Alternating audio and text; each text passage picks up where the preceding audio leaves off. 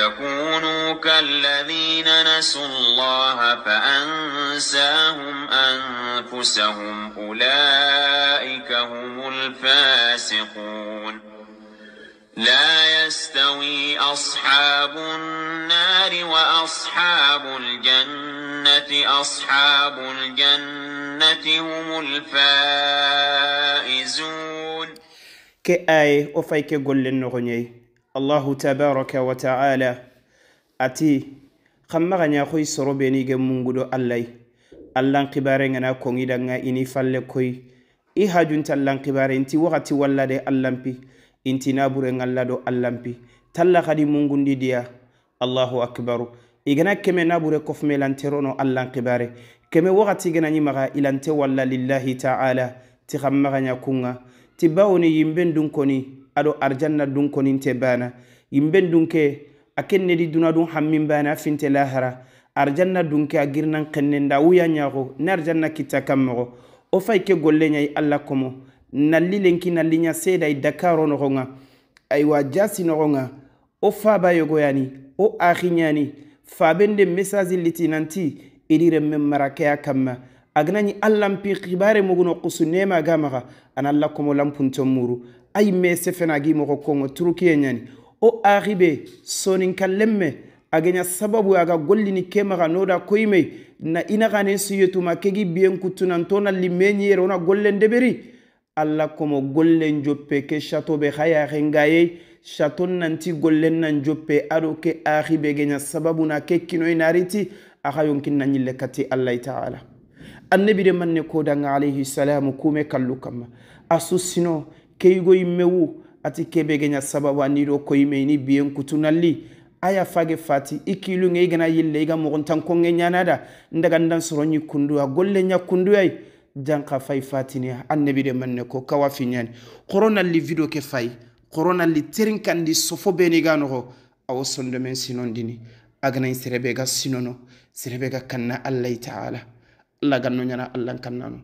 allah gan hinnene akhike الله غن يمبنامغا نفردوس الأعلى ودا سبترا الحمد لله الذي بنعمته تتم الصالحات وبفضله ومنه تكتمل الخيرات وتتنزل البركات صلى الله على نبينا محمد بن عبد الله وآله وصحبه ومن اقتفى أثره إلى يوم اللقاء السلام عليكم ورحمة الله وبركاته أولي الله تيغا الله بلي تيغا ندنغن قوا sinonde nyagali kama len ko nyagali tonyani ken ngati baneha o sinon tonyani qafa inna lillahi wa inna ilayhi raji'un osu birene alla yada ko tayirni on tenye ke kama magantanya batuku bane ogere batu beni to imma nanya batisire imma kenna khirinanti sadaqatun jariya aga wurnan palle imma nanya batibure ananya jariya sayyi'a anga bini te yawmal qiyamah igo ni sariga kala arjannan kali yugo yalinki igollu kuma nyigere kini karafalle gere batube to kunyan jofia migi bakki arjannan ka wurginte migi sagendini igo ni khageni kala geni yimbe kebe geni wurodunga mame yankama wurodunke kha igollu buru sababu italla nyanka kumme gere batube to hada mare mennan bire mpay ngantino kotabe كنقول لجنوبنا نجوفينينا ما برجي ونكتب ما قدم وآثارهم قجر فوف السدبري قلق كرافا لانجنا السبب أفسرين أفو برانينو يغني فاي بيني بين الانكساري كلا يمني يمبي نجرب بتوبرو بتغري فلكونا فاك جوفيا الله كانوا ينا بتسرين يا رب العالمين لكن اللي le 11 novembre 2024 وي دكارو تاغينا أوري داو نالي لنكي يا خنمغا نالي كغولة يا خنمغا ajere ono wakati ngara tananga nani baka na nkorento gande ya ganjinya baka igampaini papa alidaru papa ambogwire abiro sosi menea imam malik rahimahullah dum yogoni sefene nanti soronte soldasi ni kujele gini nanti tetawun fubeni na wike gunne ina daga mission ngere yedoke yogola sino filidi korente megala لانهم يحفظون حدود البلاد يكون باي جمانين برونشير نيا تانغانا ايغو اسلامي يمني fe mais intetahuni batenga ga wuya nyago tisorobe gana tinsige alla dana siga alla komonda ankende tampie ken double nyana qawana qoto sollasin kubere ga gunnen banan ken alla sollasin li annaka tahfaz hudud allah وهم يحفظون حدود البلاد وأنت تحفظ حدود الله إبا أغنتي إن سيجي الله يدا عندهم كورن لن تغنينا خباري لا ننتغنيا دومي كاتيكا تاغني كورن مغبان قنيا كندو لا تومين تنو لا راحة في الدنيا تومين تدنا كتب النبي صلى عليه السلام فاطمة قاتين خطان ينبابا كما تلا كرب على أبيك بعد اليوم أتتمبين تغام بابا كما لين كفال كان النبي قال مكة تغنى غويني جرين كم بيتو سكي كورا في يغان في فوفو سوفي جبرين نو على أبو بكر الصديق كان نجي فروغو نا كان تغنى نفابان كان تغنى كان الصحابة نسوجت تمبينا ليغي كلا دابا تينا باني دودو أكنا الله تبارك وتعالى ولا لا نقول لك نقول لك روغان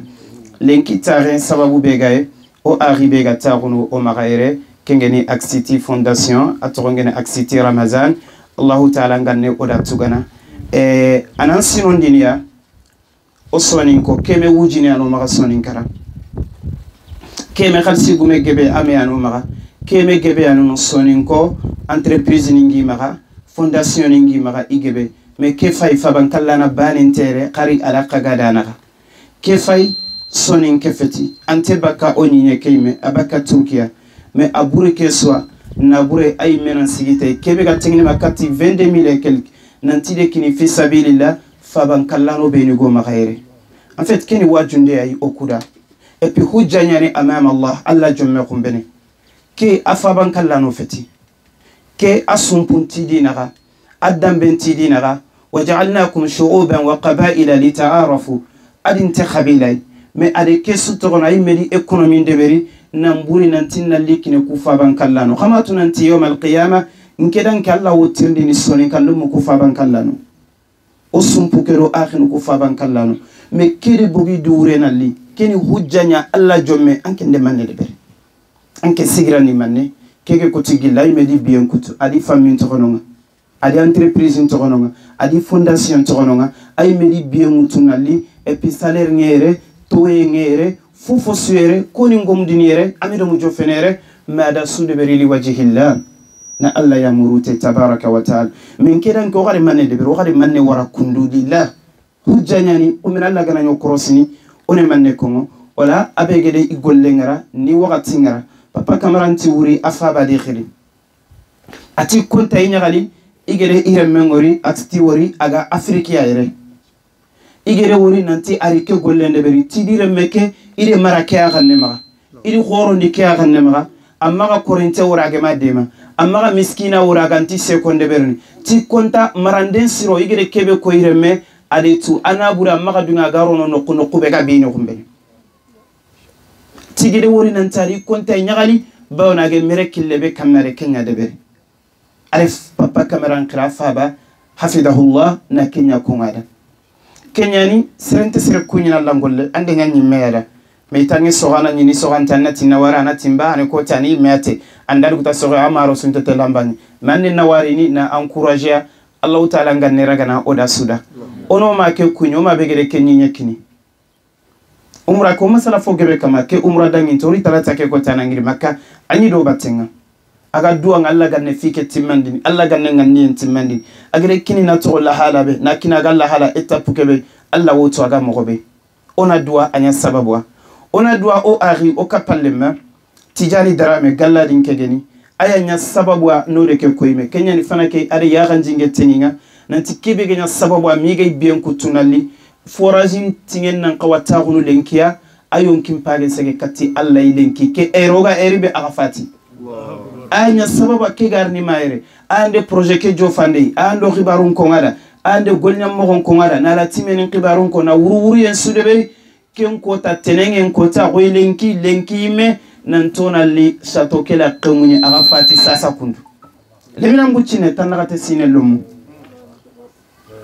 ande wori kenyani ngati ni wike tante agandu ko maka fora nanti meselendu angan kata de ben wati ba de ben ke ganti na retardé na wara après ngana tankita ngana vacances ninkita afay maado golle kesu keni tagumanci sirenyay ale golle su wuri enda wuya nya honde beri ko tabe golle nga de berini Allah taala nda yonkillaga fufu suga de berna falle anyara da nga sadaqa jariya anya sababwa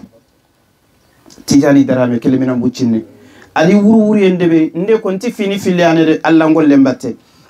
ala miskina ala time khibare na rinke lante demana akhal sintim ma ngan kata demana mel ngetu ngana sababu na kinyandi sorobe gana dema nga barajen kita ngema de Allah ni lagana teya wala yahud wala ta'amil miskin Allah na lagana teya nti kenya no wala video ni kude wuri ende fenga nanya sababu na kinyandi sere be gan kata de ben afage nya sababu golle suga de berni gode sunte finasene illa ma Allah gara taqinke fi golle ka afage fatilenki o suna dua adanga Allah ga hinnene ona ille dua Allah ganne golle ke timmandini sikka sunte sadaka jariya nyani adanga Allahu ta'ala bange agade kebe debe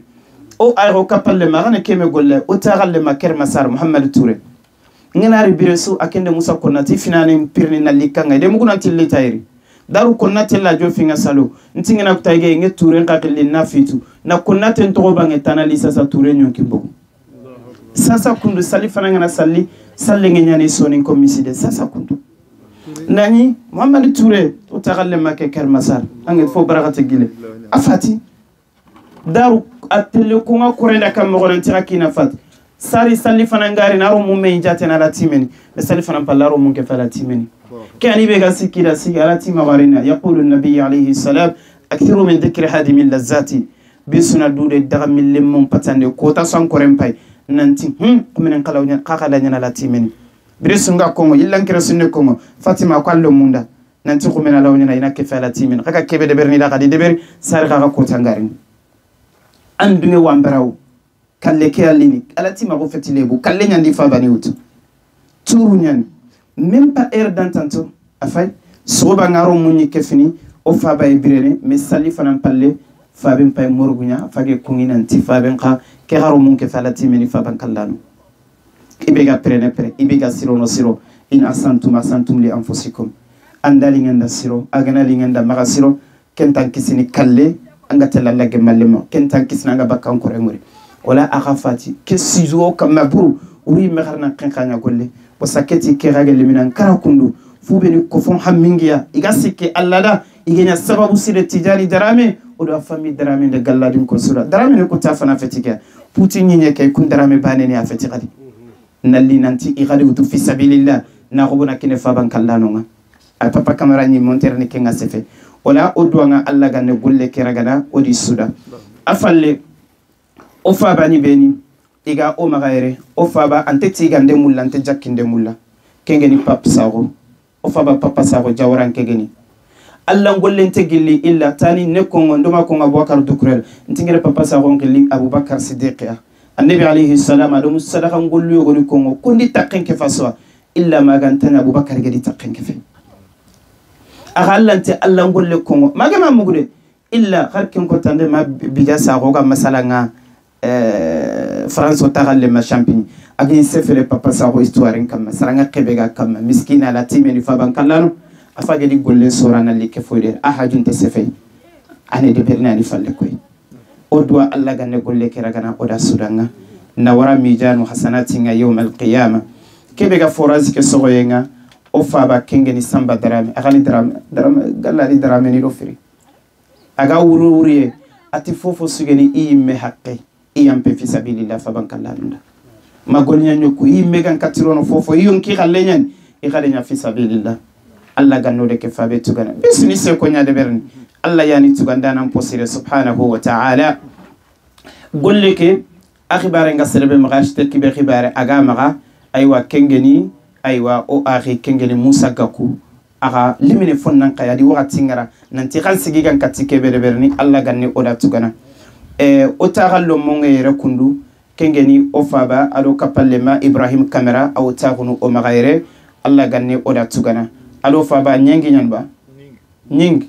aywa akanya fayre kundu nam adi kake wara nan togana besoin fofo yoke khibaresu ikhade deberi fi sabilillah nasallaha an yataqabbala minna alla ganni ragana oda suda alegere o almami aw magayre al imam Sulaiman Ba ane jasire lise kedaire kundu almami khorenga adi kharallo munya togono na fofo suwara nalli musharakanya na du'a unya ore alla nyaga Allahu ta'ala ngandi ragana oda suda o mayere onte kongo sereda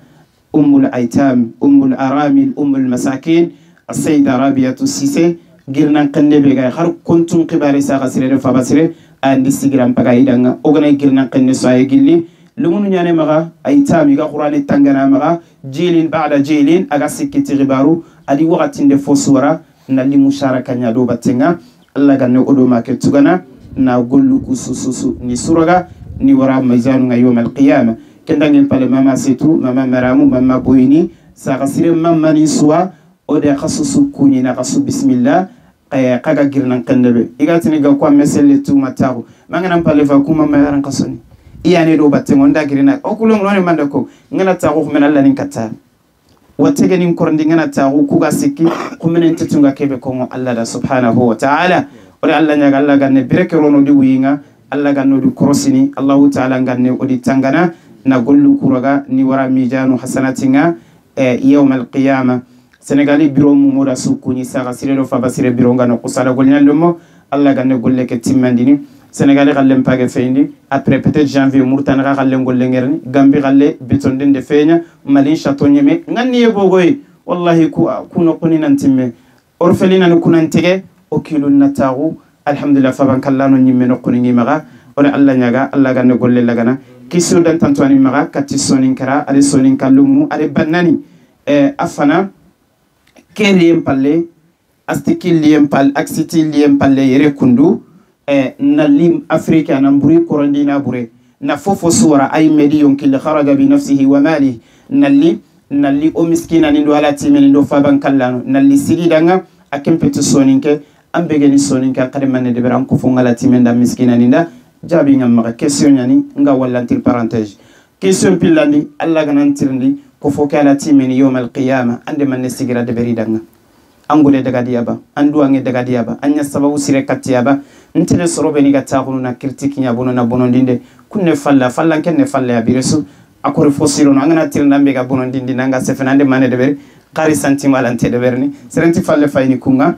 one de sorobe ni iga mulla kummene iga kanna ala yadhunnu laika annahum mab'uthun iga sikke alla jommenga ande mane de beri kumbene alla ganantirndi sonin kara faban kallano ndi miskinani anga khillum man sumpullumu anjabi nyana mananga komo anyi mane tanga jabi bede berni gelli jabi ngeni wi alhamdulillah agana nyanno anyi mena duwaju asikandi kengeni question sikandi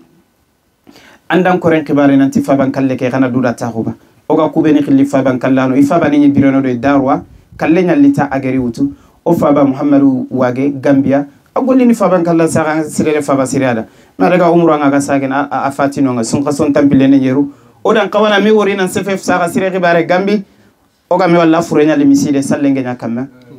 aro mun ke faban kallano nga quelque seconde kalle ngata inanya ay tamuninga wala anka ande tuyndallo mun nan tina dude ketta gan katti demande be ngande be sare ko tan kaga bakka encore mure anaga tandi ada legere ko ala timeni xibare o dungeteyo o me dungeteyo o de tu o matu responsabilité ko nyana wosu kamma alla jomme ko bena ko krosin ibe gana de bira ayanda ibe gama de bira ayanda me ko bene alla wantirindi wala alla nyaga tabaraka wa taala alla gana gollu ko gana ni wara mi jana sanatinga wala ku ya nyuma ajire ono wakati ngara ajire ona watento re muni ajire ona lixiye ajire ona ya khantin nambogo korenga do kumeni gollu o gana wori kuri sonin kefe o ko so on manne ta ko no to kore wala alla nyaga alla gana gollu lagana وصلى الله على نبينا محمد وآله وصحبه وسلم وآخر دعوانا أن الحمد لله رب العالمين.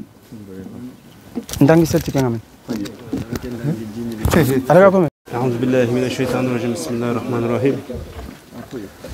Salam alaikum à tout le monde. Excusez-moi, je ne comprends pas donc, votre langue. Je vais parler en français. Inch'Allah, mon frère, il pourra traduire. Inch'Allah. Aujourd'hui, on est là pour quelque chose de bien, Inch'Allah. C'est quelque chose que l'on souhaitait, nous, de notre part, donner un coup de main aux personnes, aux familles, aux jeunes, aux pays, aux villes qui ont besoin. Je vais commencer par remercier déjà mon frère Abdelrahman Kamara, qui est là. Donc, c'est par le biais de notre frère Tidiane Dramé, qui est décédé aujourd'hui, qui me touche beaucoup, qui nous a présenté. Et c'est grâce à lui qu'aujourd'hui, j'ai pu avoir cette chance de faire, on va dire, commencer par le forage. C'est quelque chose qui ne va pas se terminer, Inch'Allah. On va continuer à construire le Dara, donc les orphelins. On va donner une maison, on va donner un toit pour nos frères qui n'ont pas leurs parents malheureusement. Ils sont partis, on va les soutenir. Notre prophète sallallahu alayhi wa sallam, il a dit quoi? Tout celui qui fait sourire l'orphelin, je lui offre le paradis. Donc nous, on va essayer de faire du petit peu qu'on peut. Donc aujourd'hui, j'ai eu cette chance-là. Je remercie mon frère Abdelrahman en premier, mon frère Tidjane Dramé qui est aujourd'hui, Inch'Allah, parti parmi nous. C'est un moment émotionnel, c'est la première fois, ça m'arrive, j'ai eu cette chance. On va continuer, Inch'Allah. Je vous remercie tous. C'est moi en tant que Ramazan Akisti. Je viens de France peut-être que je ne connais pas ici, peut-être que je ne vous connais pas, mais c'est l'humanité. C'est nous, alhamdulillah, on a eu la chance. Mon père, nos parents nous ont éduqués comme ça. Si tu as quelque chose, tu vas partager avec ton frère qui a besoin. Donc aujourd'hui, moi j'estime que vos frères ici, vous avez besoin de nous. Donc j'ai eu cette chance-là et je remercie encore une fois Abdelrahman, mon frère, et Tidjane Dramé. Je vais faire de mon mieux pour pouvoir construire ce dara. On va terminer ça. Et on viendra, Inch'Allah, un jour pour l'ouverture, où est-ce que tous les enfants seront présents ici. On fera les doigts pour tout le monde, pour tous ceux qui sont partis, tous ceux qui vont arriver, et ceux qui sont actuellement ici, Inch'Allah. Désolé, hein, je ne comprends pas votre langue. Je fais de mon mieux. Merci à tous, que Inch'Allah accepte tous les dons qu'on fait. Inch'Allah, que ça nous revienne à nous. Amin. Salam alaikum. Barakallah fik. Merci. Ala gide mo dantanto beniko. Ole kunya ko fanake ati ifaba di marake akamma igana khairi sukita ina tagandi do alla ko lampunton naga irire intesere sutu afana ina ofaba Abdurrahman Kamara kuni alo Tidjani kebege fati atushi abru ibre no bawni kebege nya sababu ana khibarun ko I déplacer ken khibare xanne maga ni to kembaranga ita fati bo serebe intesere sutu yere intesere tu yere afrique nyingeke mais alhamdulillah limanan ka ku kebere Allah khibare ala nabi gere ko sallallahu alayhi wa sallam ibe gana faban kallana nyagalindi na soyindi mallahu taala ngidan kanyagalindi na soyindi atikeli gollen joppadinya amenyeme na foran shogo iyede ma golle nganyeme ko tabe ma ouverture na li faban kallano nyagalindi igana irono idara no nga ko tabe Ramzan Aksti ona akuni ore Allah nyaga Allah ganno da tugana Allah ganne gollu ko susurogana ni wara mi jana sanatinga keni wa fi dhalika فليتنافس المتنافسون on qawana me firndende beriti kay sorobeni ga suugunu kume gollu yo kayani merci beaucoup merci à deuxième fois barakallahu fik jazakallahu khaira assalamu alaykum wa rahmatullahi wa barakatuh إن شاء الله الحمد لله رب العالمين